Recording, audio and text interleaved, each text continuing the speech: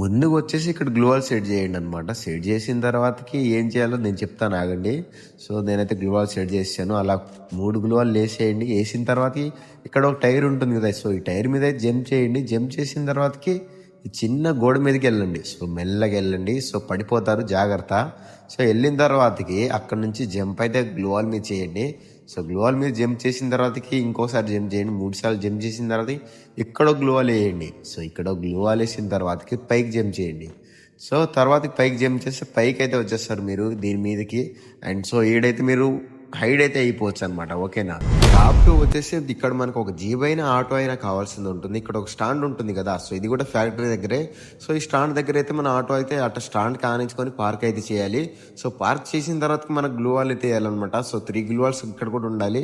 So ఇక్కడ ఒక gloo wall ఇట్టేయండి. So ఇంకో గ్లూవాల్ అయితే సో నేను వేస్తున్నా చూడండి మీరు. సో ఇంకో గ్లూవాల్ ఇట్టేయండి, ఇంకో గ్లూవాల్ ఇట్టేయండి అనమాట. సో వేసిన తర్వాతకి సో ఆ ఆటో మీద నుంచి పైకి ఎక్కండి. ఓకేనా. సో చెప్తాను ఆగండి నేను. సో వేసిన తర్వాత ఆటో పైకి ఎక్కండి, ఆటో పైకి. అండ్ నేను ఎక్కుతున్నాను ఆగండి. సో ఎక్కిన తర్వాతకి పైకి అయితే ఎక్కండి. సో ఎక్కిన తర్వాతకి మీరు చేయాల్సింది ఏం లేదు. సో కొంచెం ఇంకో జంప్ చేయండి, వచ్చేస్తారు పైకి స్టాండ్ మీదకి.